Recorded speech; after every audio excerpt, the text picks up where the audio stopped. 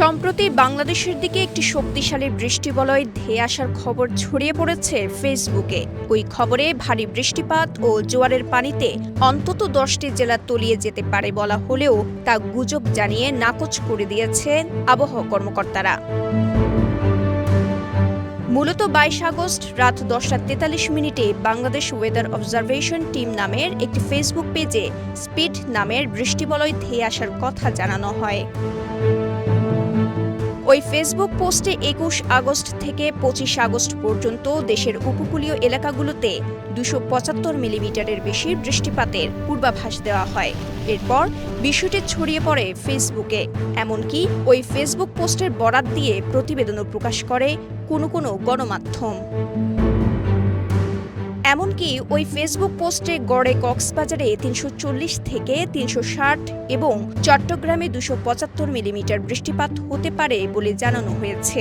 কিন্তু গেল 24 ঘন্টায় কক্সবাজারে 41 ও চট্টগ্রামে 69.7 মিলিমিটার বৃষ্টিপাতের কথা জানিয়েছে আবহাওয়া অধিদপ্তর।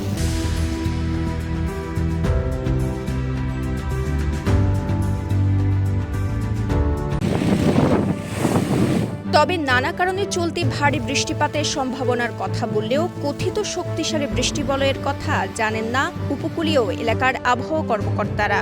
ভুয়া খবর মানুষ ওই যে ফেসবুকে করে কিছু টাকা কামাই করে মনে হয়, ভুয়া ভাবে ইনফরমেশন গুলো দিয়ে মানুষের ভিতরে একটা আতঙ্ক সৃষ্টি করে। মানুষের বৃষ্টিটা আসলে এখন মৌসুমী বায়ু সক্রিয় রয়েছে, মৌসুমী বায়ুটা অ্যাক্টিভ হয়েছে, তো সেই জন্য এটার প্রভাবে বৃষ্টিপাত হচ্ছে।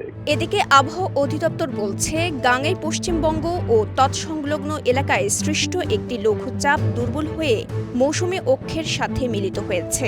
আগামী 48 ঘন্টার মধ্যে উত্তর পশ্চিম বঙ্গোপসাগর ও তৎসংলগ্ন এলাকায় আরেকটি লঘুচাপ সৃষ্টি হতে পারে।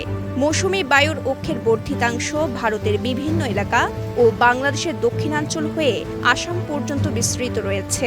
আগামীকালকে থেকে বৃষ্টিপাতটা সকাল হয়ে বৃষ্টিপাত একটু যা আছে সকালের দিকে হয়ে হয়তো বিকেল থেকে আমরা ভালো আবহাওয়া আশা করতেছি আর কি। এখনই ওইরকম যেটা বলতেছেন এত বড় বৃষ্টি বলা এরকম আমাদের ফোরকাস্টে এখন পর্যন্ত এটা আমরা পাই নাই। 5 দিনের পূর্বাভাসে রোববার থেকে বৃহস্পতিবার পর্যন্ত চট্টগ্রাম সহ দেশের বিভিন্ন এলাকায় অস্থায়ীভাবে দমকা হাওয়া সহ হালকা থেকে ভারী বৃষ্টিপাত হতে পারে। তবে শেষ দিকে কমে আসতে পারে বৃষ্টিপাত। Desk report, Kaler Kantho, Chittagong.